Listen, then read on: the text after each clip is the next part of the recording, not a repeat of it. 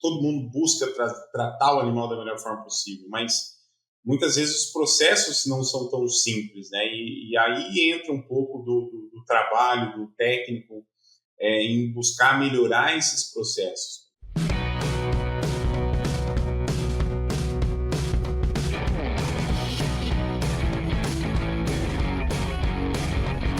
Olá, sejam todos muito bem-vindos para mais uma edição do Suinocast.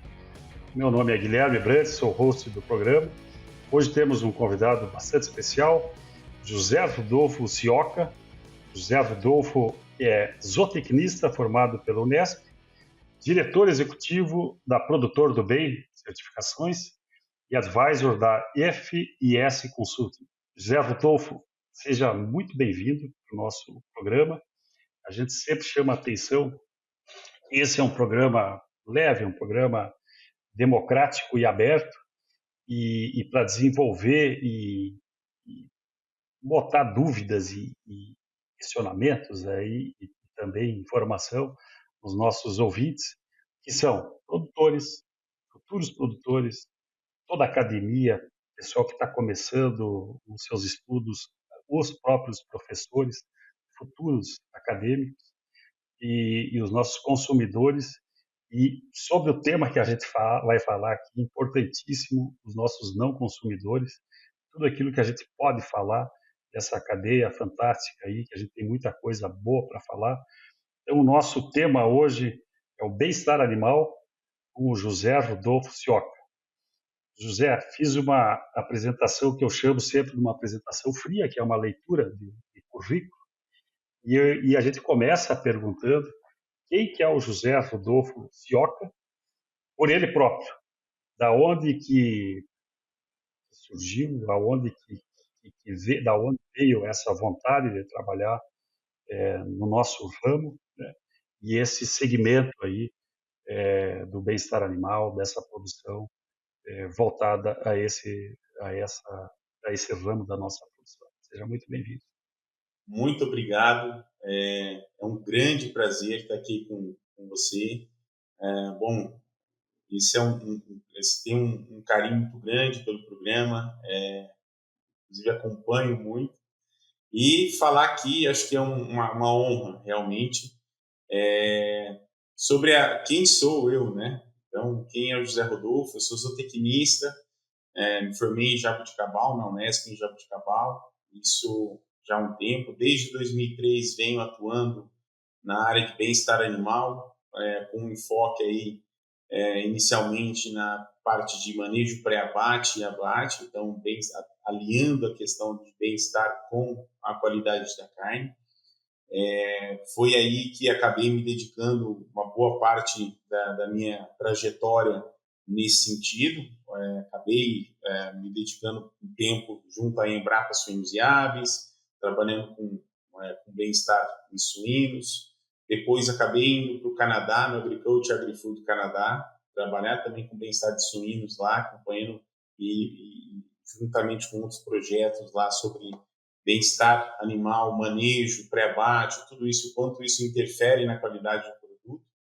Acabei voltando ao Brasil para justamente aceitei um desafio de realizar a capacitação de auditor fiscal federal, para capacitar esses auditores. Entrei numa organização não governamental chamada WSPA. Nós, junto aí com a Shirley Ludwig, que com certeza vocês conhecem, a gente criou o Programa Nacional de Abate Humanitário no Brasil, escrevemos aí os livros, né, que a gente chama de os livros do STEPS, de abate humanitário, e a partir de então acabei ministrando treinamentos em frigoríficos no Brasil e na América Latina em bem-estar e manejo pré-abate e abate nas 3 espécies, principalmente também de suínos. Isso foi por uns 10 anos quase aí, já rodamos uns mais de 400 frigoríficos. E aí acabou culminando de depois dar sequência, ainda pela organização, de fazer um trabalho no desenvolvimento de sistemas sustentáveis de produção. E aí foi onde eu tracei um pouco essa trajetória na organização, em trabalhar junto a produtores. Na época a gente trabalhou fizemos um MOU com a BRF, onde tivemos o primeiro compromisso aí de eliminar as gaiolas de gestação. Isso em 2012 começamos esse trabalho, depois em 2014 foi um evento em Brasília, esse primeiro compromisso, a primeira empresa brasileira nesse sentido, e que sucedeu que várias outras empresas acabaram migrando. Então, o papel foi muito na construção de argumentos técnicos, que nós fizemos uma série de pesquisa a nível internacional e nacional para mostrar o quanto o bem-estar animal, não só no pré-abate e abate, mas também no sistema de produção, pudesse trazer resultados para o produtor e para as empresas, né? Então, o quanto você tratar o animal bem e ele te vai trazer retorno em termos de qualidade e também financeiro, né? E aí, a partir de então, permaneci por mais um tempo na organização, saí da organização em 2022 e junto aí com um grande colega que também eu tenho um carinho muito grande, Leonardo Veiga, que hoje aí é fundador da FNS Consulting, também de um grupo de empresas. Realizamos aí a Produtor do Bem, certificação, justamente porque a gente via um gap entre a pressão do terceiro setor, das ONGs, e a dificuldade, muitas vezes, das empresas, dos produtores, implementar aquela pressão.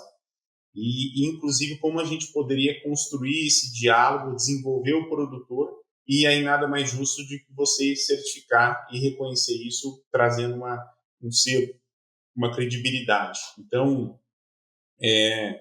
aí onde surgiu justamente a Produtor do Bem, no sentido de ser uma certificação autêntica brasileira. Eu acho que isso é um propósito nosso, uma bandeira que a gente levanta, e muitas certificações são internacionais, são traduzidas e muitas vezes não tão bem aplicadas aqui, porque são climas diferentes, são sistemas produtivos diferentes. Então, a gente conseguiu aí criar uma primeira certificação robusta e equivalente às melhores certificações internacionais, mas com uma essência brasileira no sistema produtivo, no clima brasileiro.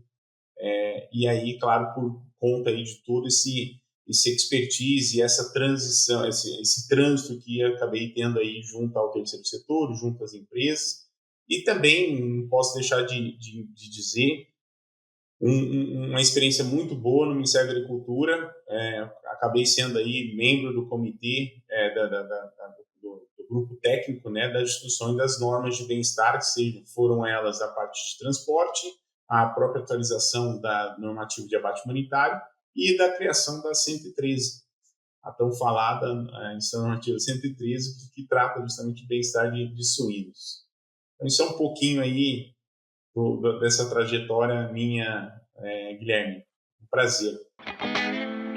A Ceva é um dos principais players no mercado de saúde animal, atuando com inovação e responsabilidade, buscando soluções de saúde inovadoras para todos os animais, contribuindo para o futuro de nosso diverso planeta, moldando cada solução de acordo com as necessidades e desafios do mercado consumidor, e compartilhando conhecimentos de alta qualidade. Para não perder nenhuma novidade, siga a Ceva Saúde Animal no Instagram, @CevaSuínosBrasil. Vamos lá, que a gente tem aí 20 anos de, mais ou menos, 2003, 2024, temos uns 20 anos aí para a gente discutir. E interessante essa questão que tu fala dos 400 frigoríficos visitados, é um número gigante, né? E o que isso dá de variabilidade, o que isso dá de experiência e robustez, né? Quando tu começou a falar, José, qualidade de carne, eu tive a oportunidade de trabalhar no campo e depois associar dentro da indústria. E antigamente a gente falava, qualidade de carne, o PSE e o DFD era o patinho feio da coisa aí, e as petequias, as lesões de abate, né? O quanto que isso implicava. E agora passou um filme aqui, quanto que a gente foi evoluindo, tanto dentro da produção, né?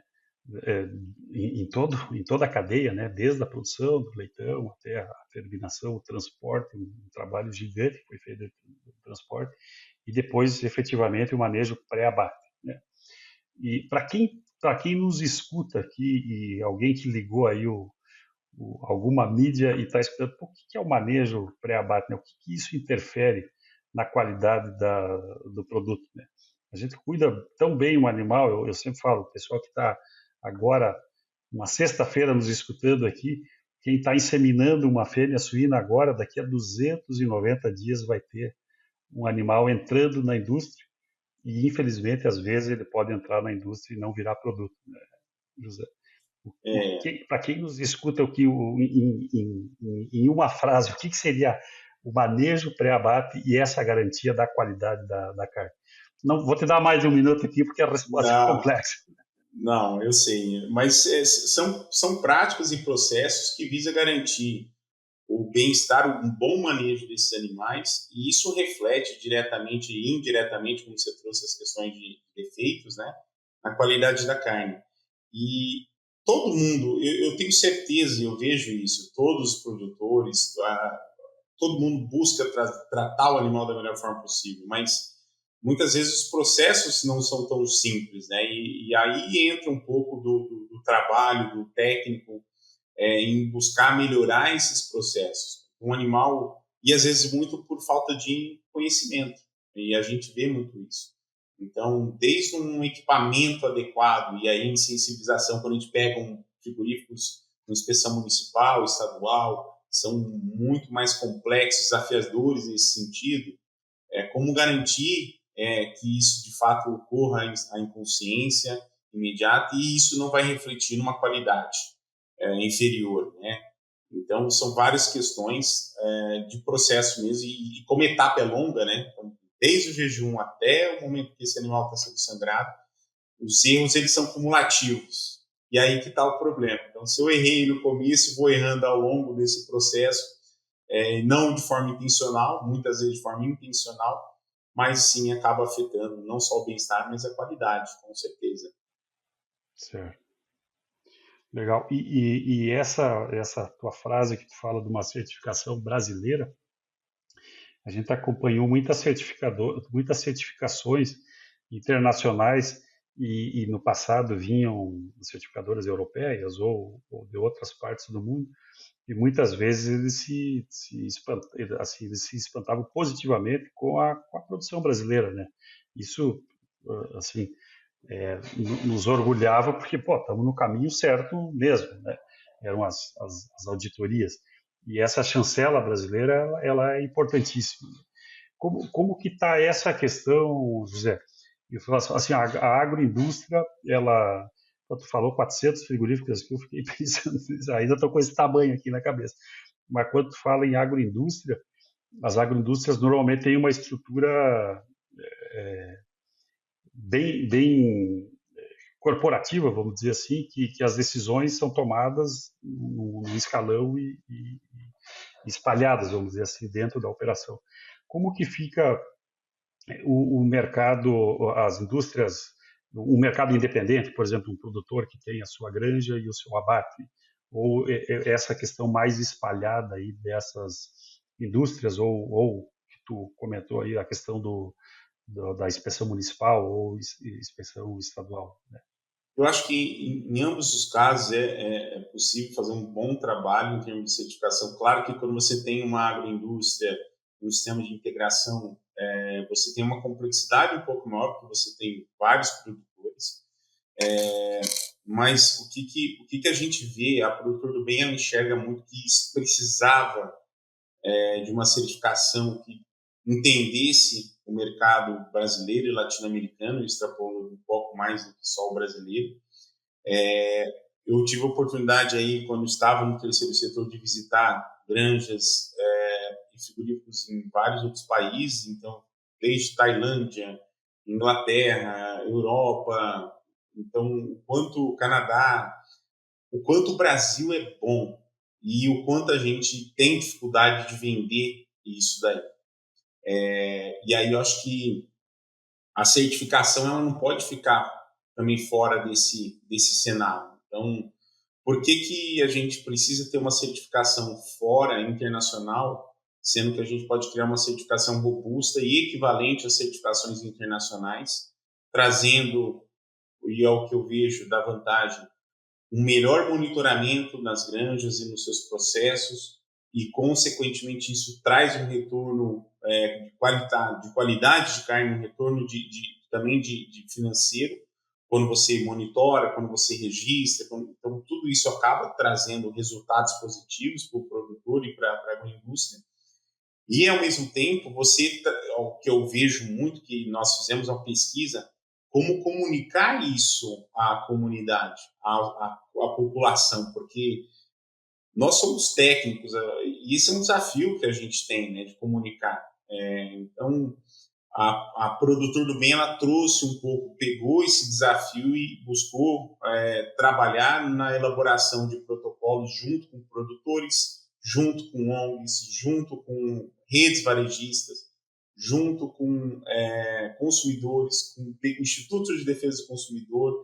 Então, se colocarmos com restaurantes, então se colocarmos todos no mesmo barco e desenvolver um protocolo, validar esse protocolo e poder comunicar de uma maneira mais clara, esse consumidor ele comece a reconhecer isso e dar valor no sistema de produção brasileiro. Ao mesmo tempo, também mostrar isso para fora do Brasil. Eu falo que eu estive, não criticando outros países, mas estive em outros países da América Latina que são muito bem vistos pela União Europeia, com sistemas muito, muito inferiores em termos de bem-estar. E isso é uma forma de como a gente consegue demonstrar valor nessa cadeia.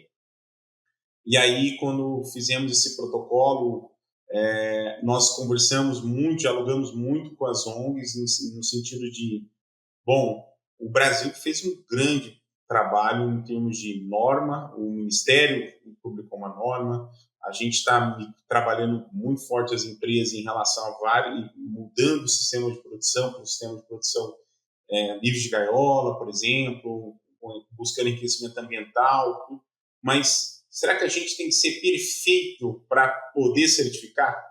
A gente não precisa ser perfeito. E aí, por isso que a Produtor do Bem criou um protocolo que fosse multinível. O que seria isso, Guilherme? Eu reconheci aquele produtor que já fez um baita de uma mudança, transição de trabalho, e colocar ele, certificar esse produtor, e também diferenciá-lo daquele que já está no mundo ideal. E que é justo também, já que ele investiu mais, ele tem às vezes um sistema de produção até diferente, né? E aí eu consegui reconhecer, por isso que o Produtor do Bem trabalha com 3 níveis no nosso protocolo. Um nível o primeiro chama mais bem-estar animal, o segundo chama alto e o terceiro altíssimo, sendo que a diferença desses 3 níveis é basicamente questões que são inerentes ao sistema. Então, eu tenho o altíssimo como sistema criado solto, então, que às vezes alguns consumidores vão buscar esse tipo de produto, mas eles reconhecerem que esse produto ele custou mais para ser produzido, tudo isso, e aí eu diferencio o produtor, mas diferencio também para o consumidor. E os outros primeiros 2 níveis seriam níveis de sistema de criação indoor, ou seja, fechado, em galpões, mas com níveis diferentes. Então, aquele produtor que já migrou para um sistema não só da gestação, mas a maternidade, fora em baia também, ele precisa ser reconhecido, porque aquilo tem um impacto na produção dele. Então, a gente conseguimos criar um sistema, e aí no nosso selo a comunicação muito mais clara para o consumidor, porque as comunicações de certificação hoje é muito abstrata, né? Bem-estar animal, mas o que é para o consumidor bem-estar animal? Às vezes até para a gente é complexo. Então, a gente colocou os atributos que estão sendo certificados ali no próprio selo. Pelo que eu entendi, as classificações aí de mais alto e altíssimo, elas envolvem estrutural quais são os grandes pontos? Estrutural, manejo...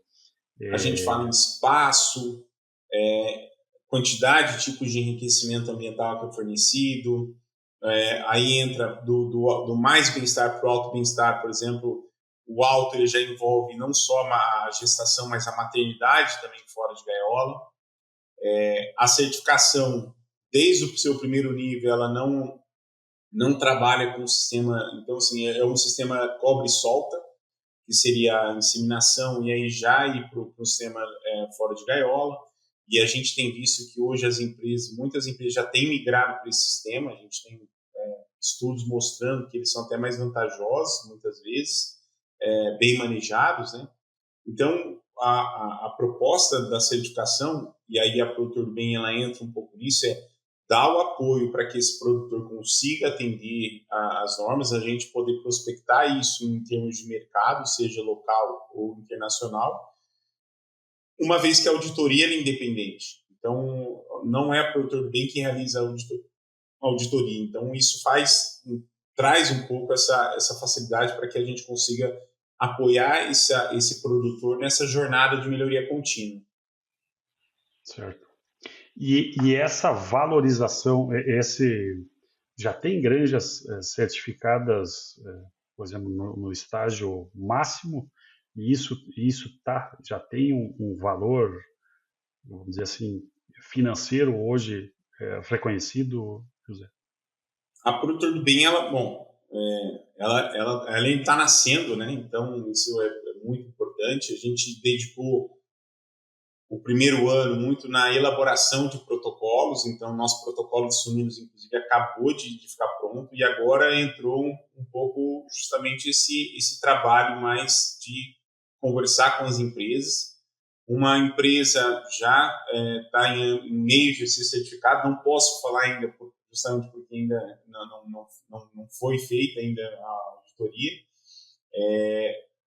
Tem uma empresa também que trabalha com clientes, com suínos já com altíssimo bem-estar, criado solto, tudo. Então, a gente pega alguns produtores muito específicos que fazem um trabalho mais nichado, vamos dizer assim, para atender um público diferenciado.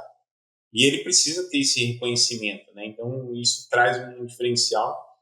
E a gente está em conversas com algumas grandes empresas no sentido de poder reconhecer justamente aí o sistema de produção dentro do seu primeiro nível, que é o nível mais bem-estar. Lembrando que o primeiro nível já é um nível que ele está acima de... Hoje ele está equivalente às normas internacionais. Então, ele não é um nível brando, não.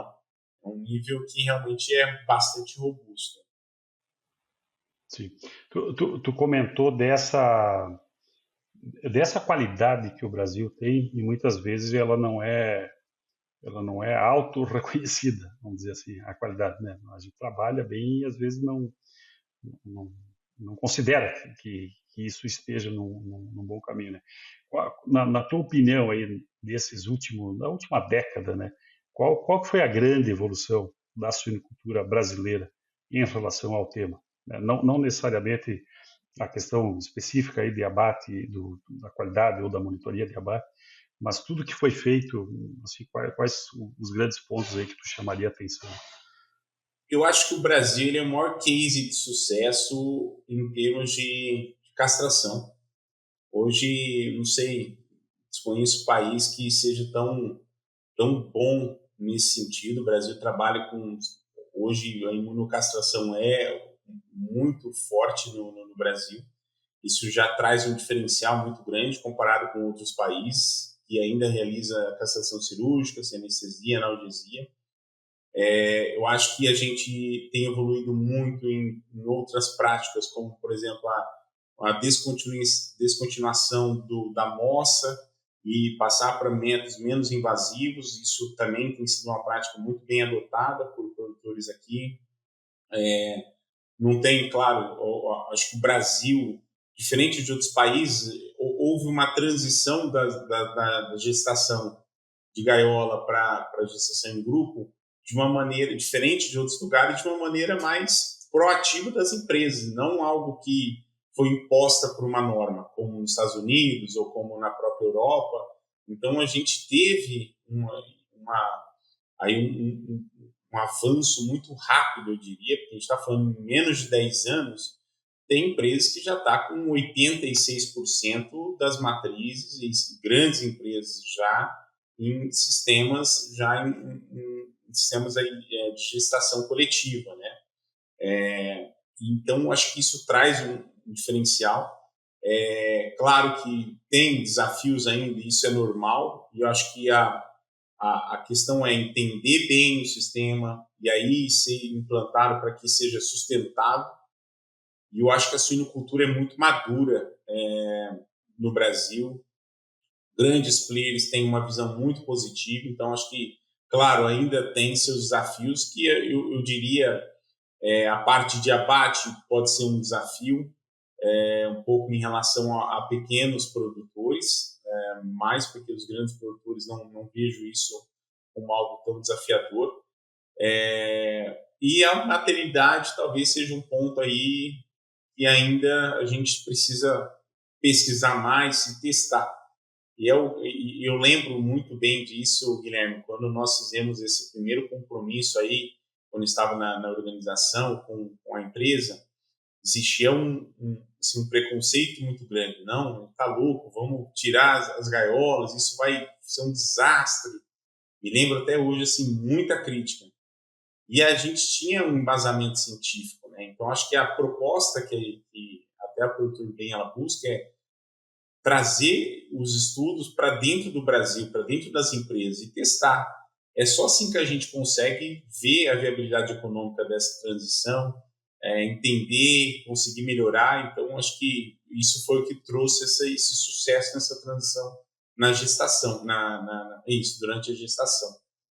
E eu tenho certeza que, ao longo desses processos, outras práticas vão começar. Vi muito lá fora um enriquecimento ambiental sendo muito bem utilizado. Acho que isso é um ponto que o Brasil pode ampliar muito mais. O enriquecimento não com o uso de correntes, mas sim enriquecimento com materiais que tragam efeitos positivos. E lá fora, e o corte de cauda, acho que acaba sendo ainda um ponto desafiador, porque ele está muito atrelado aí a essa questão do enriquecimento, né? Na Tailândia, o pessoal lá não cortava a cauda, e lá não era um problema. Eu falei, nossa, que estranho, né? Como aqui não é um problema, na Tailândia não era um problema o corte de cauda, e ao mesmo tempo eles precisavam cortar o dente. Enquanto que aqui a gente praticamente muitas empresas já não adotam mais o corte, ou até mesmo o despacho dos dentes, mas ainda não conseguimos aí tirar o corte de cauda. Sim. E além dessas questões que tu comentou aí, tu tinha falado antes, né? Essa questão da lei, né, de transporte, de todo esse direcionamento aí como cadeia completa, né? Tu comentou essa questão desse tempo aí das baias, dessa migração toda, né? Eu considero que a gente teve o Brasil é cheio de desenhos, né? Tu pega granjas novas hoje, elas já saem com a forma feita, né? Mas e diferente da avicultura, tem muitos modelos de produção, né? Granjas antigas, cada um com seu modelo. E de 2012 para cá, quando foram feitos os grandes compromissos, né? Teve toda essa mudança, né? Mudança de granjas que mudaram, granjas que começaram, e eu sempre falo, além da questão estrutural, teve uma questão comportamental, né? Que a gente teve que aprender a trabalhar um novo, né? Uma maneira nova. E inevitavelmente tiveram perdas, né? Perdas de resultado, adaptações, né? Então tem um pacote grande aí para ser considerado, né? Em relação a uma curva de aprendizado, né? A uma reconstrução da suinocultura, e esse eu considero um desafio ainda grande, né? Para a gente ir conquistando, né? Para chegar no fim e valorizar e ter um selo efetivamente que vá nos garantir uma valorização maior para o produto, né? Eu acho que esse é um ponto que ainda a gente está construindo ainda, né? Como cadeia. Admiro muito esse ponto, esse reconhecimento. É uma verdade muito, muito grande. De novo, e a gente teve essa experiência, isso em 2012, quando nós fizemos um primeiro estudo lá no Distrito Federal, inclusive na granja do seu Rubens Valentim, na Granja Minunça, quando nós fizemos essa comparação dos dois sistemas, junto aí com parceria com a Escola de Negócios da UFRJ, para entender o payback do sistema livre de gaiola, então algo robusto envolvendo grandes universidades e implementado pelo Brasil. E aí, quando nós fomos entrevistar os responsáveis ali, os manejadores, o gerente da granja, foi incrível. E ele falou assim, nossa, eu não imaginava que o animal era tão parecido com um cachorro. Escutava algo nesse sentido. Então, não imaginava que toda vez que eu entrava na baia era a mesma matriz que vinha me receber, que tinha o grupo daquelas matrizes que não se bicava com o grupo das outras. Então, a gente começou a entender mais o animal. Eu acho que quando você começa a entender mais o animal, isso te dá oportunidades de trazer resultados. E acho que volto aí à questão da certificação, porque uma boa certificação, ela não tem que olhar somente para as questões do que nós chamamos de inputs, né? Ou seja, os indicadores baseados no ambiente, no manejo. Quanto de densidade que tem que ter, quanto de espaço, quanto disso, quanto daquilo. São pontos importantes? São, mas o que mais importa são os indicadores baseados nos animais, que são os outcomes, ou seja, o resultado que o animal está te demonstrando. Então, se eu colocar uma densidade maior, isso vai me demonstrar por meio de briga, por meio de lesão de pele, por meio de uma série de fatores e indicadores que vai demonstrar o impacto disso. E aí, eu acho que a questão da modernização ajudou muito. O que me chamou muita atenção desse gerente, o responsável ali da granja, foi eu comecei a olhar para os animais de uma outra forma. E acho que isso traz empatia, aumenta a empatia. Não que ele não tinha antes, mas ele começa a ver o animal de outra forma, uma outra perspectiva. Isso melhora a interação humano-animal.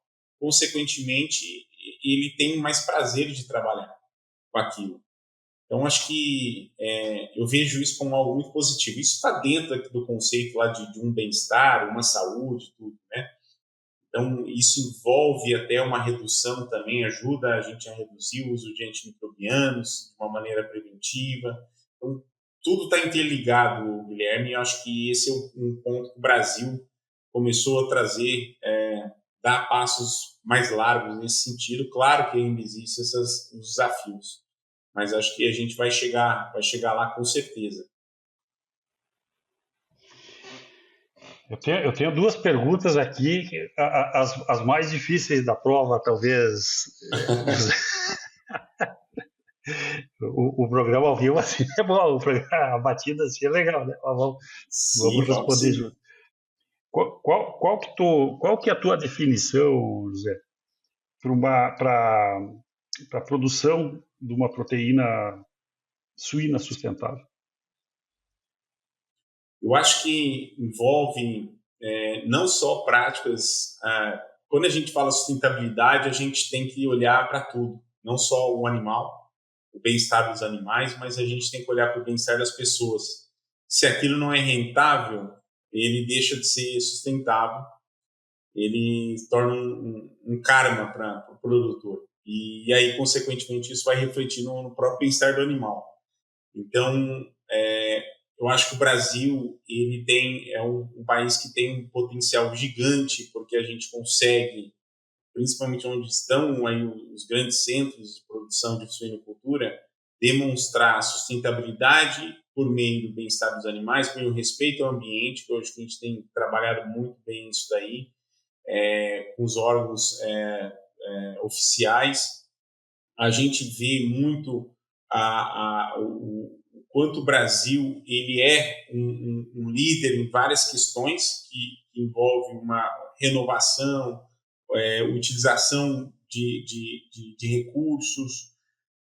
E aí, claro, em relação ao reconhecimento, eu acho que falta um pouco um trabalho do setor em prospectar essa suinocultura sustentável, mas de uma maneira real, porque a gente tem que, e aí onde eu vejo, Guilherme, que falta uma colaboração entre os diferentes atores. Falta uma comunicação melhor. Então a gente tem um produtor fazendo o seu melhor, uma agroindústria buscando fazer o seu melhor, mas ainda desconecto com o mercado, com a rede varejista, com uma rede hoteleira que está. Então, acho que falta justamente isso, porque se eu investir em algo, isso tem que refletir até na empresa de pet food que vai comprar o coproduto desse animal que foi produzido para carne, mas eu preciso ter essa cadeia toda conectada. Eu acho que esse é o ponto que eu vejo ainda que é o que a gente está vendo com maior dificuldade. E eu que é produtor do bem, justamente hoje até saiu a reportagem dessa colaboração brasileira de bem-estar animal, que é uma associação da indústria, da indústria privada, conseguindo conectar toda essa cadeia de ponta a ponta, desde o produtor até a rede de hotéis, até um varejista, uma rede de restaurante, quanto um pode se ajudar, um ajuda o outro nesse sentido. Isso sim é sustentabilidade. Não só olhar para as questões específicas da cadeia primária, mas olhar também por todo o restante da cadeia. Sim. Interessante.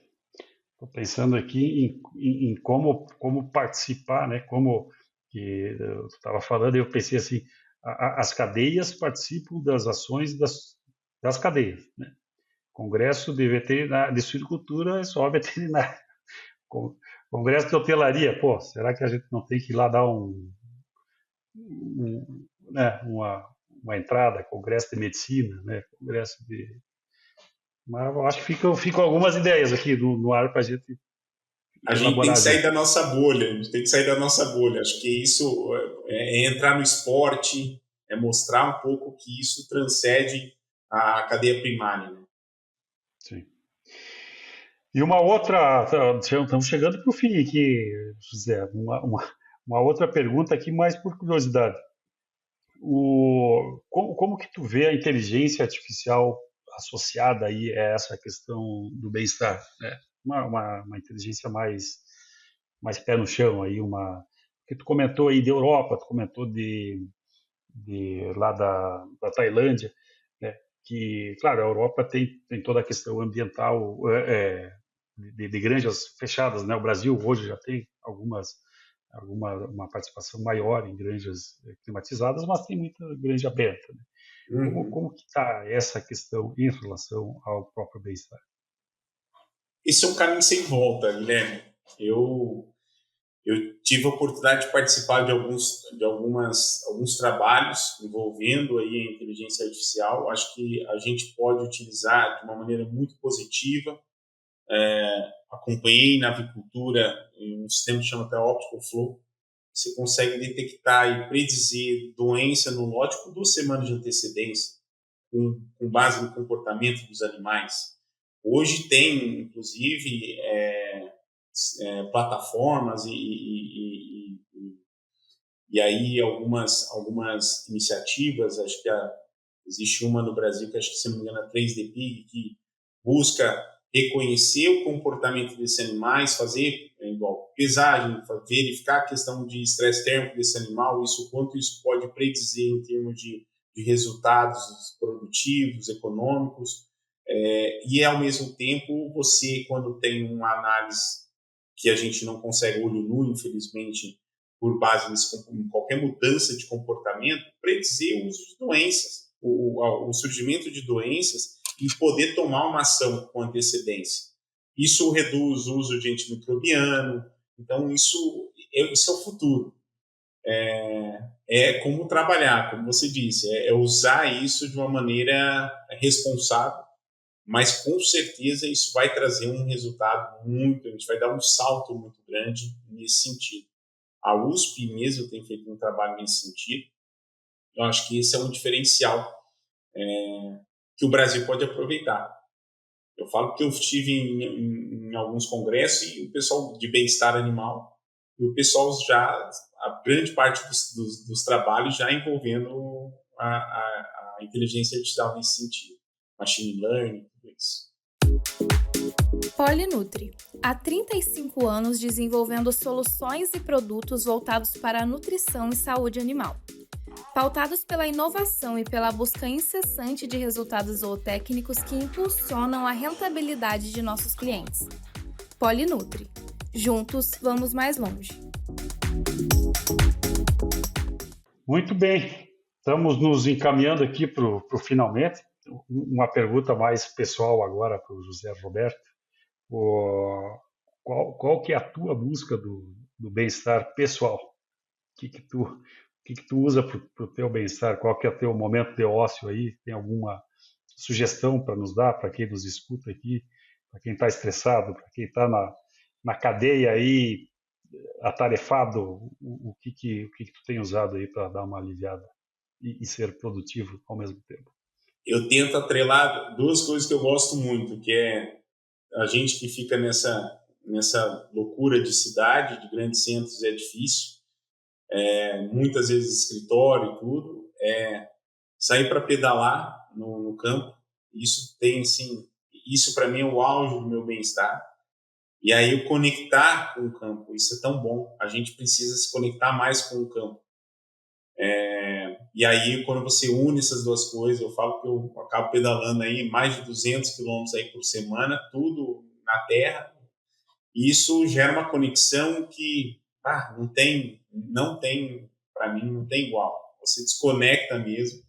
E acho que é isso que falta, você ter esse contato muito maior com o campo, com os animais e ver a realidade como que é, né? Porque senão a gente fica só amunhado nos grandes centros aí, que isso não é tão bom, não. E aí é corpo e mente, né? O corpo entra de grande... A mente ajuda bastante e o corpo ajuda também. Mas quem não quer tem bicicleta assistida, então não tem problema, viu? Eu falei nisso, se pegar Santa Catarina, alguns onde tem muita montanha, pega uma assistida que já resolve. Já. Muito bom, tivemos uma boa conversa aqui e eu deixo aqui aberto para um comentário final teu, uma mensagem final daquilo que a gente comentou. Tá contigo aí a palavra. Perfeito. Bom, eu vejo que o Brasil é o país que mais tem oportunidade e essa oportunidade ela tem que ser vista. A gente pode olhar esses desafios como uma ameaça ou como oportunidade. Se o Brasil enxergar isso como oportunidade, não tem país que consiga ser competitivo como o nosso nas questões de bem-estar e sustentabilidade.